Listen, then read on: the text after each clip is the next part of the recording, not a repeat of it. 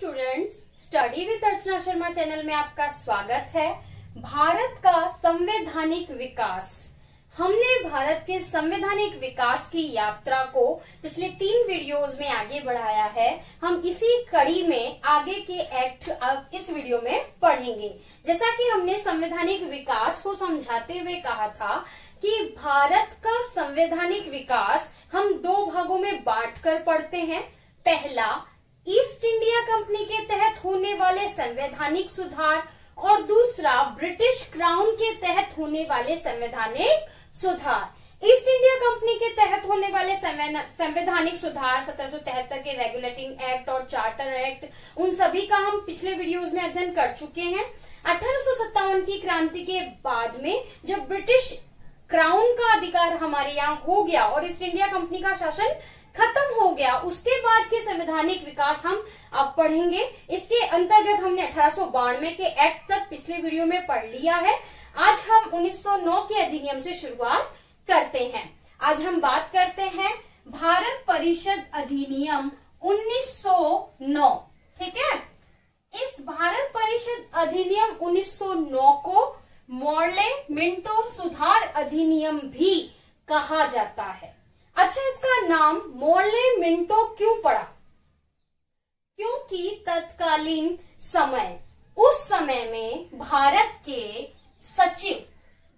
सचिव थे मॉर्ले। ठीक है, भारत सचिव थे मॉर्ले और जो मिंटो थे ये थे भारत के वायसराय, गवर्नर जनरल। हम बता चुके हैं पहले ही कि वायसराय राजा का प्रतिनिधि होता है। ठीक है ना, और ये भारत में गवर्नर जनरल ही पद नाम वायसराय था। तो उस समय भारत सचिव थे लॉर्ड मॉर्ले और लॉर्ड मिंटो थे वायसराय। इसलिए इस अधिनियम को मॉर्ले मिंटो सुधार अधिनियम कहा जाता है। पहले सचिव का नाम आएगा और फिर वायसराय का, इसी क्रम में आप इसे याद रख सकते हैं। चलिए, ये तो बात हुई मॉर्ले मिंटो सुधार अधिनियम के नाम की। इसके प्रमुख प्रावधान पढ़ने से पहले हम उस समय की परिस्थितियों को थोड़ा सा ध्यान दे लेते हैं। विस्तृत जानकारी हम राष्ट्रीय आंदोलन जब पढ़ेंगे तब पढ़ेंगे, परंतु ये प्रावधान क्यों आए, इंग्लिश गवर्नमेंट को क्या जरूरत पड़ी और क्या माहौल था उस समय, उसके लिए हमें उन समय की होने वाली प्रमुख घटनाओं को थोड़ा सा याद करना होगा। जैसे उस समय बंगाल का विभाजन हुआ 1905 में। ठीक है, 1906 में मुस्लिम लीग की स्थापना हुई। ये जो हुआ 1907 में नरम दल और गरम दल में विभाजन हो गया, कांग्रेस के ही 2 टुकड़े हो गए। देखिए, 1885 में भारतीय राष्ट्रीय कांग्रेस की स्थापना हुई, राष्ट्रीय चेतना का प्रसार होने लगा। उस समय राष्ट्रीय चेतना को खंडित करने के लिए बंगाल का विभाजन किया गया और अल्पसंख्यक समुदाय जैसे मुस्लिम समुदाय, इन लोगों को अलग से समझाइश की गई, अलग से इन्हें महसूस कराया गया कि ये हिंदू समुदाय के अंग नहीं है या एक समुदाय नहीं है, हिंदू मुस्लिम अलग अलग समुदाय हैं। ठीक है ना, उन्हें समझाइश की, उन्हें ऐसी पृष्ठभूमि दी और यहाँ तक कि अंग्रेजों ने मुस्लिम लीग की स्थापना में भी काफी सहयोग किया था। तो अंग्रेजों की अल्पसंख्यकों को खुश करने की नीति की तुष्टीकरण इस अधिनियम में किया गया। और उस समय जो नरम दल था वो तो अंग्रेजों में विश्वास करता था, उनके संवैधानिक सुधारों में विश्वास करता था, परंतु जो गरम दल था वो विश्वास नहीं करता था। तो अगर नरम दल की कुछ सुझाव या कुछ उनकी इच्छाएं पूरी नहीं की जाएगी तो वो भी गरम दल में शामिल हो जाएंगे, ऐसा डर अंग्रेजों को लगा। ठीक है, तो इन सभी परिस्थितियों को देखते हुए अंग्रेजों ने 1909 में भारत परिषद अधिनियम लेकर आए, वो जिसे मॉर्ले मिंटो सुधार अधिनियम भी कहा जाता है। अब देखिए, शुरुआत करते हैं सर अरुंडेल समिति। ठीक है, ये जो सर अरुंडेल समिति है, इनकी सिफारिश पर ही फरवरी 1909 में मॉर्ले मिंटो सुधार अधिनियम लाया गया था। क्लियर? चलिए, अब इसके प्रमुख प्रावधानों की बात करते हैं। देखिए, ये जो लॉर्ड मिंटो है, मिंटो कौन है पहले ही क्लियर हो गया है, वायसराय है। ठीक है, ये जो मिंटो हैं ये सांप्रदायिक निर्वाचक के जनक माने जाते हैं, क्योंकि इन्हीं की व्यवस्था से सांप्रदायिक पृथकता आई, सांप्रदायिक पृथक प्रतिनिधित्व की व्यवस्था हुई। तो सांप्रदायिक निर्वाचन के जनक कौन माने जाते हैं? Lord Minto. बहुत ही अच्छा प्रश्न बनता है इसमें से कि सांप्रदायिक निर्वाचन के जनक कौन माने जाते हैं? लॉर्ड मिंटो माने जाते हैं। क्यों माने जाते हैं? क्योंकि इस एक्ट में प्रावधान था, मुस्लिम समुदाय को पृथक प्रतिनिधित्व की व्यवस्था की गई थी। अब ये पृथक प्रतिनिधित्व क्या है? ये पृथक प्रतिनिधित्व है कि उस समुदाय का व्यक्ति उसी समुदाय के व्यक्ति को चुन सकता है। मतलब मुस्लिम समुदाय के व्यक्ति मुस्लिम समुदाय के व्यक्ति को चुनाव में जिताएंगे, मुस्लिम समुदाय के किसी व्यक्ति को हिंदू समुदाय नहीं चुन सकता, वोट नहीं दे सकता। तो इस तरह से फूट डालो राज करो की नीति इन्होंने अपनाई, फूट डाल दी, दोनों समुदायों को महसूस कराना शुरू कर दिया कि अलग अलग समुदाय हैं, ठीक है ना, और ये एक दूसरे के प्रति अच्छी भावनाएं नहीं रखते हैं। एक जो इस एक्ट से चीज हुई कि सांप्रदायिकता को वैधानिकता मिली, ये वही जहरीले बीज हैं जिसके फल हम आज तक चख रहे हैं, ठीक है ना, और वो हमें बुरी तरह परेशान भी करते हैं। ऐसा ही कुछ मिंटो ने मॉर्ले को भी कहा था। लॉर्ड मिंटो ने मॉर्ले को कहा था, हम ऐसे नाक के दांत के बीज बो रहे हैं जो कल भीषण फल देंगे, ठीक है। तो ये जो चीज थी इन्होंने खुद से ऐसा किया क्योंकि वो फूट डालो राज करो की नीति को अपना रहे थे। तो उन्होंने सांप्रदायिकता को वैधानिकता दी, मुस्लिम समुदाय को पृथक प्रतिनिधित्व का अधिकार दिया, और इस सांप्रदायिक निर्वाचन के जनक हैं लॉर्ड मिंटो। आगे चलते हैं। ऐसा नहीं था कि सिर्फ सांप्रदायिक प्रतिनिधित्व की ही बात की थी उन्होंने, है ना। ये जो प्रादेशिक चुनाव हुए इसमें इस एक्ट के द्वारा सांप्रदायिक प्रतिनिधित्व की बात की, साथ ही व्यवसायिक प्रतिनिधित्व की भी बात की, क्योंकि इस एक्ट के अनुसार presidency corporation, chamber of commerce, विश्वविद्यालय, जमींदारों के लिए पृथक प्रतिनिधित्व की भी व्यवस्था की गई। मुस्लिम समुदाय के लिए पृथक प्रतिनिधित्व की व्यवस्था की गई सांप्रदायिक प्रतिनिधित्व के तहत, और व्यवसायिक प्रतिनिधित्व के तहत भी की गई। किस किस की? Presidency corporation, chamber of commerce, विश्वविद्यालय और जमींदार, इनके सदस्य भी अब चुनकर आने लगे। इनके लिए पृथक सीटें निश्चित होती थी और इनको इन्हीं के सदस्य, इन्हीं के समुदाय के सदस्य चुनते थे। ये चीज क्लियर हो गई, हमारे सांप्रदायिकता को वैधानिकता मिल गई और पहली बार सांप्रदायिक प्रतिनिधित्व की बात कही गई, मतलब कि शुरुआत हो चुकी है समाज के विभाजन की, है ना। चलिए अब आगे चलते हैं। इस एक्ट में और क्या क्या प्रावधान थे? भारत परिषद, ठीक है, और गवर्नर जनरल की कार्यकारिणी परिषद में क्या बदलाव हुआ? प्रथम बार भारतीयों की नियुक्ति हुई। इससे क्या हुआ? पहली बार गवर्नर की कार्यकारिणी परिषद में भारतीयों की नियुक्ति हुई, और वे पहले भारतीय सदस्य कौन थे जिनकी नियुक्ति हुई? सत्येंद्र प्रसाद सिन्हा। पहले भारतीय सदस्य कौन थे? सत्येंद्र प्रसाद सिन्हा। इन्हें विधि सदस्य बनाया गया था, ठीक है ना। तो वायसराय की कार्यकारिणी परिषद में प्रथम बार भारतीय सदस्यों की नियुक्ति हुई। प्रथम भारतीय सदस्य थे सत्येंद्र प्रसाद सिन्हा, ये विधि सदस्य बने थे। नेक्स्ट, सदस्यों को, इससे पहले चीज बता दें कि उस समय फिर केंद्रीय या प्रांतीय विधान परिषदें थी, इनके आकार में वृद्धि की गई। प्रांतीय विधान परिषदों की संख्या अलग अलग थी और केंद्रीय विधान परिषदों में संख्या 16 से 60 कर दी गई। और क्या हुआ? सदस्यों को विस्तार से, ये शब्द ध्यान से देखिएगा, विस्तार से, क्योंकि 1892 के एक्ट में सीमित रूप से प्रश्न पूछने का अधिकार मिला था। 1909 के एक्ट में क्या हुआ? विस्तार से प्रश्न पूछने, बजट पर विचार विमर्श करने का अधिकार मिला। संसदीय लोकतंत्र की तरफ हम बढ़ रहे हैं, संसदीय संवैधानिक विकास हमें मिल रहा है। अब हम विस्तार से प्रश्न पूछ सकते हैं, ठीक है, और बजट पर विचार विमर्श भी कर सकते हैं। एक और इसमें प्रावधान था, अच्छा, सामान्य सार्वजनिक हित के प्रश्न पर प्रस्ताव। देखिए, पहले से बजट पर ही प्रस्ताव पेश किया जा सकता था, अब क्या हुआ कि कोई भी सामान्य हित का प्रश्न है उस पर भी प्रस्ताव लाया जा सकता है। इसी के तहत 25 फरवरी 1910 को गोपाल कृष्ण गोखले के द्वारा, तो पहली बार प्रस्ताव कब लाया गया? 25 फरवरी 1910 में, ठीक है ना। कौन लेके आए? गोपाल कृष्ण गोखले। क्या प्रस्ताव था? नेटाल में कगारबंद मजदूरों को नहीं भेजने के बाबत। तो सार्वजनिक हित में प्रश्न लाने के प्रस्ताव के अब अधिकार मिल गया था, जिसका हमें उपयोग भी किया। अगला पॉइंट है केंद्रीय विधान परिषद की बैठक वर्ष में 2 बार आयोजित होने लगी। कहाँ कहाँ आयोजित होती थी ये बैठकें? सर्दियों में कलकत्ता और गर्मियों में शिमला। जब राजधानी कलकत्ता से दिल्ली स्थानांतरित हो गई, इसकी ऐतिहासिक पृष्ठभूमि क्यों हुई, क्या क्या हुआ था, वो हम दूसरे वीडियोस में पढ़ेंगे। तो जब कलकत्ता से दिल्ली स्थानांतरित हो गई राजधानी, तब सर्दियों की बैठक कलकत्ता की जगह दिल्ली में होने लगी। तो इस तरह 1909 के अधिनियम के बाद आता है भारत शासन अधिनियम 1919। ठीक है, भारत शासन अधिनियम 1919 को मॉन्टेग्यू चैम्सफोर्ड सुधार अधिनियम भी कहा जाता है। ये वही बात रिपीट हो रही है। 1909 के अधिनियम को क्या कहा जाता है? मॉर्ले मिंटो सुधार अधिनियम। क्यों कहा जाता है? भारत सचिव और वायसराय के नाम के हिसाब से। ठीक यहाँ भी वही चीज फॉलो हो रही है। तो याद करने में मेरे हिसाब से तो आपको परेशानी नहीं होनी चाहिए कि पहले कौन आएगा, भारत सचिव। अभी हमने समझा इस चीज को, ठीक है।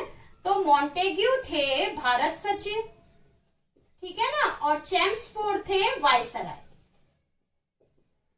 चैम्सफोर्ड थे वायसराय। तो मॉन्टेग्यू चैम्सफोर्ड सुधार अधिनियम आए 1919 में। इसके प्रमुख प्रावधानों को समझने से पहले हम तत्कालीन परिस्थितियां समझ लेते हैं। ठीक है, देखिए उस समय सबसे पहली बात 1915 में महात्मा गांधी का दक्षिण अफ्रीका से भारत आगमन हुआ। गांधी जी के आने से राष्ट्रीय सोच जन संचार हुआ। शिक्षित राष्ट्रवादी सोच आम जन तक पहुंचने लगी। उन्होंने चंपारण, खेड़ा जैसे आंदोलन किए। ठीक है, तो अंग्रेजों के सामने समझ में आ रहा था कि राष्ट्रवादी सोच का प्रसार हो रहा है। फिर 1916 में लखनऊ पैक्ट हुआ और होम रूल आंदोलन हुआ। लखनऊ पैक्ट में कांग्रेस और मुस्लिम लीग में समझौता हो गया। जो अंग्रेजों ने दोनों समुदायों को पृथक पृथक किया था, वो एक ही मंच पे इकट्ठे हो गए इस पैक्ट के द्वारा, इस लखनऊ समझौते के द्वारा, और प्रथम विश्व युद्ध हुआ। इन सब कारणों से अंग्रेजों के सामने स्पष्ट था कि अगर वो कुछ उत्तरदायित्वपूर्ण शासन की व्यवस्था नहीं करेंगे तो जन असंतोष फैल जाएगा। 20 अगस्त 1917 को मॉन्टेग्यू ने एक घोषणा की। उन्होंने कहा कि वे प्रांतों में आंशिक उत्तरदायी शासन की स्थापना करेंगे। इस अधिनियम से पहली बार उत्तरदायी शब्द स्पष्ट हुआ, उत्तरदायी शासन की बात कही गई।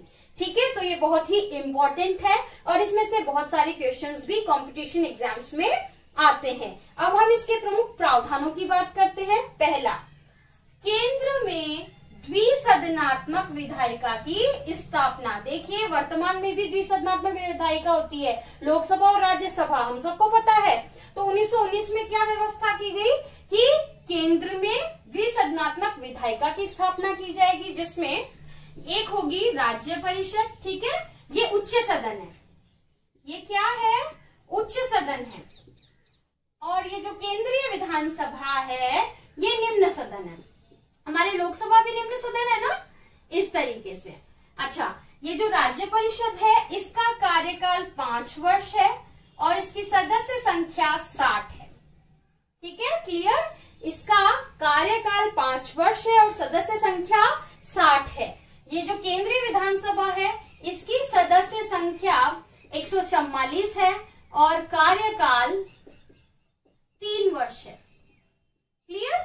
तो रिपीट कर लेते हैं। 1919 के अधिनियम में केंद्र और प्रांतों में अलग अलग व्यवस्था हुई।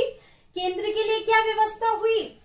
केंद्र में द्विसदनात्मक विधायिका रखी गई। राज्य परिषद जो कि एक उच्च सदन है, इसका कार्यकाल 5 वर्ष का है, सदस्य संख्या 60 है। केंद्रीय विधानसभा ये निम्न सदन है, सदस्य संख्या 144 है और कार्यकाल 3 वर्ष का है। तो ये तो बात हुई केंद्र की। इसके अंदर इन दोनों सदनों को लगभग समान शक्ति थी, परंतु बजट स्वीकृति में सिर्फ केंद्रीय विधानसभा के पास ही अधिकार थे। तो ये हुआ केंद्र की बात। अब हम बात करते हैं प्रांतों की, कि प्रांतों में क्या व्यवस्था हुई। देखिए, प्रांतों की व्यवस्था के कारण ही 1919 का अधिनियम बहुत प्रसिद्ध है, बहुत महत्वपूर्ण है, बहुत प्रश्न बनते हैं। क्यों? क्योंकि प्रांतों में पहली बार या प्रांतों में द्वैध शासन की स्थापना की गई। एक बहुत बड़ा कदम, ठीक है।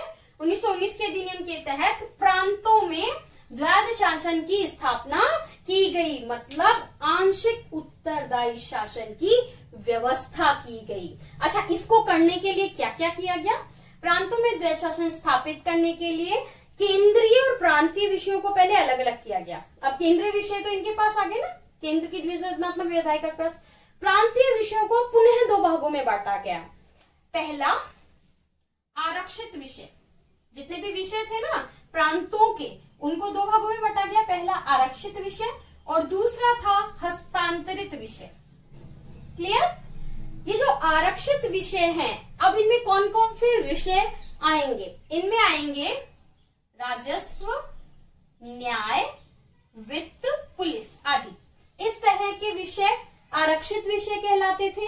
आरक्षित विषयों में जो गवर्नर था वो अपनी परिषद की सहायता से कार्य करता था और ये परिषद विधानसभा के प्रति उत्तरदायी नहीं थी। जबकि ये जो हस्तांतरित विषय हैं, जिनके अंतर्गत स्थानीय स्वशासन, शिक्षा, कृषि और स्वास्थ्य जैसी चीजें थी। रिपीट, स्थानीय स्वशासन, शिक्षा, कृषि और स्वास्थ्य जैसी चीजें थी। तो हस्तांतरित विषयों पर गवर्नर किसकी सहायता से कार्य करता था? मंत्रियों की सहायता से कार्य करता था और ये मंत्री विधानसभा के प्रति उत्तरदायी थे। तो क्लियर हुआ, प्रांतों में द्वैध शासन की स्थापना हुई। प्रांत के विषयों को दो भागों में बांटा गया, आरक्षित विषय और हस्तांतरित विषय। आरक्षित विषय गवर्नर परिषद की सहायता से करता था, परिषद विधानसभा के प्रति उत्तरदायी नहीं है। जबकि हस्तांतरित विषय गवर्नर मंत्रियों की सहायता से करता था और मंत्री विधानसभा के प्रति उत्तरदायी है। ये जो द्वैध शासन है, ठीक है ना, तो प्रांतों में द्वैध शासन, जिसे डायरची कहा जाता है, ठीक है, कि जनक किसे कहा जाता है? Lionel Curtis. इन्हें क्यों कहा जाता है? क्योंकि इनके विचारों से प्रभावित होकर ही ये प्रावधान आया है। लियोनेल कर्टिस जो थे, ये द्वैध शासन, इनके विचारों में द्वैध शासन है, डायरची है, जिसका प्रभाव इस अधिनियम में आया है। इनके विचारों से प्रभावित होकर ही द्वैध शासन प्रांतों में लागू हुआ। ये जो कर्टिस हैं, ये ब्रिटिश साम्राज्यवाद, संघवाद की वकालत करते हैं। मतलब इनके अनुसार ब्रिटेन को साम्राज्यवाद करते रहना चाहिए और संघवाद को ही अपनाना चाहिए। तो लियोनेल कर्टिस ब्रिटिश साम्राज्यवाद, संघवाद की वकालत करते हैं। इनके डायरची संबंधी विचारों से प्रभावित होकर ही भारत में द्वैध शासन लाया गया। इसीलिए द्वैध शासन के जनक लियोनेल कर्टिस कहा जाता है। क्लियर?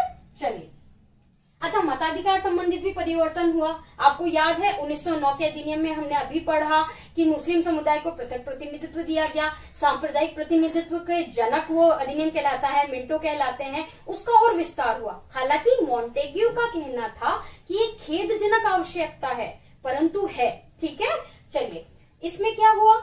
इसमें सीमित मताधिकार की बात की गई। सीमित कैसे? शिक्षा और संपत्ति से संबंधित अधिकार दिए गए, मताधिकार दिया गया। संपत्ति से जैसे 10 लाख रुपए की आय वाले व्यक्ति को ही मत देने का अधिकार था, तो सीमित मताधिकार की व्यवस्था की गई। साथ ही सांप्रदायिक निर्वाचक मंडल का विस्तार किया गया। इसमें सिख, भारतीय ईसाई और आंग्ल भारतीय, इनको भी पृथक प्रतिनिधित्व की व्यवस्था की गई। तो विस्तार हो गया सांप्रदायिक निर्वाचन का। और इसमें क्या किया अंग्रेजों ने कि 2 वर्ग बना दिए निर्वाचक मंडल के। पहला सामान्य वर्ग, जिसमें हिंदू, मुस्लिम, सिख, भारतीय ईसाई, आंग्ल भारतीय आ गए। और दूसरा विशिष्ट वर्ग, जिसमें विश्वविद्यालय, जमींदार और भूस्वामी ये सब आ गए। ठीक है ना, व्यापारी मंडल, ये सब कुछ आ गया। तो यहाँ क्लियर हो गया। और किसे दिया गया इसमें? सिख, भारतीय ईसाई और आंग्ल भारतीय। एक प्रावधान, 2 प्रावधान और किए गए हैं। पहला, लोक सेवा आयोग का गठन। बहुत अच्छी शुरुआत है ना। ये वर्तमान में जो यूपीएससी, राजस्थान में आरपीएससी देखते हैं, ये वही चीज है। सर्वप्रथम 1926 में, ठीक है, 1926 में सिविल सेवकों की भर्ती के लिए एक लोक सेवा आयोग का गठन किया गया 1919 के अधिनियम के प्रावधान के तहत। अच्छा, एक और कहा गया, एक वैधानिक आयोग का गठन किया गया। और इस वैधानिक आयोग का कार्य क्या था? प्रति 10 वर्ष बाद अधिनियम की समीक्षा करना। अधिनियम की पता ना कि इसमें क्या गलत था, क्या नहीं था, इसमें क्या सुधार की गुंजाइश है, मैं अब क्या करना चाहिए। तो ठीक 10 साल बाद। तो कब आना था ये? 1919 के 10 साल बाद। परंतु नवंबर 1927 में, ठीक है, दोबारा ढंग से बता देती हूँ, नवंबर 1927 में इस वैधानिक आयोग का गठन किया गया। ये 7 सदस्य ही था, ठीक है, सारे सदस्य अंग्रेज थे। अध्यक्ष थे sir John Simon. Simon commission का नाम सुना है, ये वही है, ठीक है। तो और साइमन कमीशन का क्यों गठन किया गया? 1919 के अधिनियम की समीक्षा के लिए। तो 7 सदस्य ही सर जॉन साइमन की कमीशन, सर जॉन साइमन की अध्यक्षता में कमीशन नियुक्त हुआ। इस कमीशन ने अपनी रिपोर्ट 1930 में दी, ठीक है ना, और उस रिपोर्ट में कहा कि प्रांतों में द्वैध शासन खत्म कर देना चाहिए, और भी कई जानकारियां दी जो हम आगे पढ़ेंगे। इस कमीशन का खूब विरोध हुआ था क्योंकि इसमें सब अंग्रेज थे, भारतीय नहीं थे, है ना।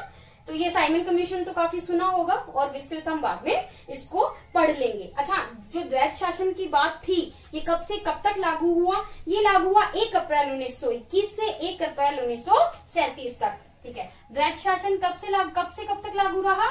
1 अप्रैल 1921 से 1 अप्रैल 1937 तक, ठीक है, 1937 तक ये लागू रहा।